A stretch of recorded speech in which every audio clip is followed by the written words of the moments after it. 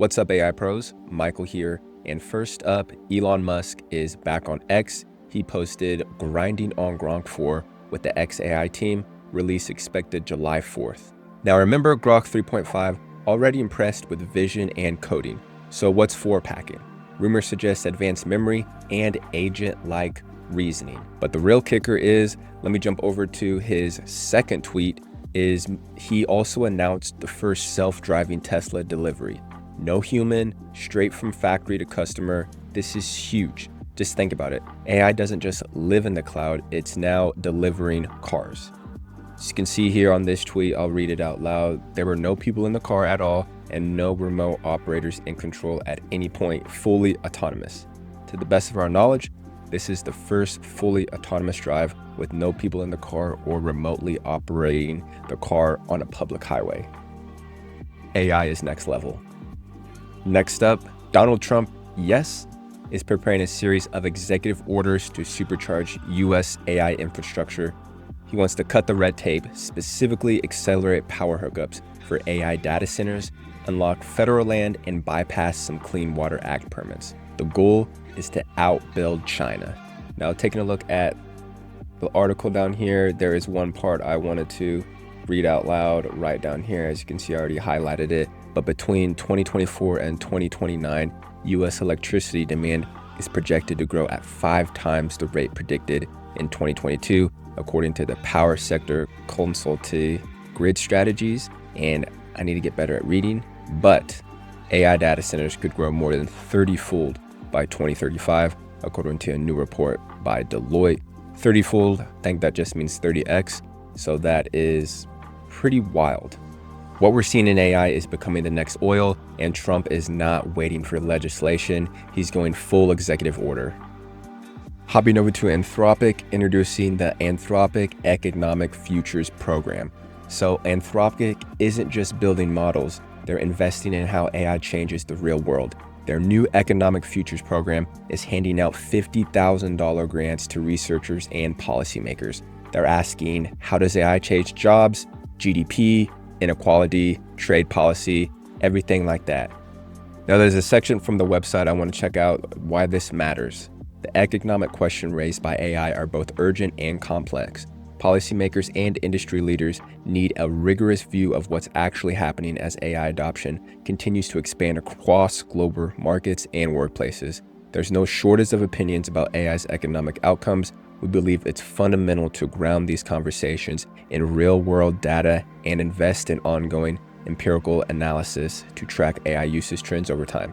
That's why we launched the Economic Index, publishing research and public data sets on AI usage across the economy.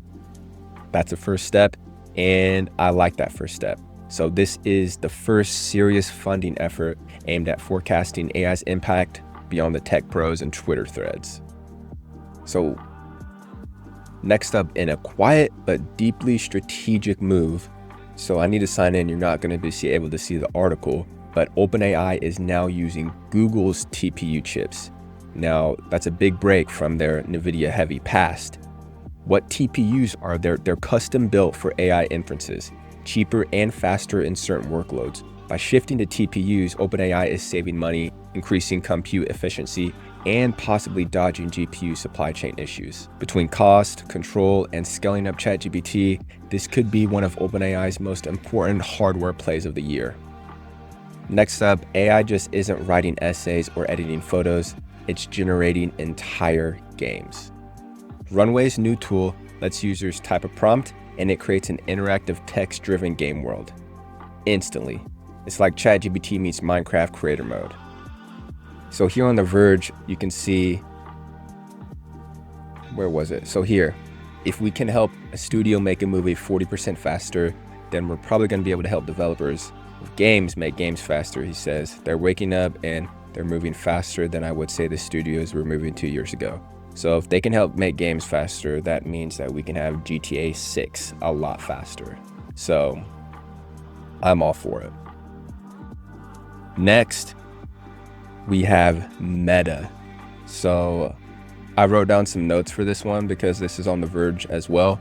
and it's probably going to say I have to pay for this. So I wrote down some notes. But Meta just launched an opt-in feature to scan your phone's private photo library. Not the posted stuff, but your private camera roll.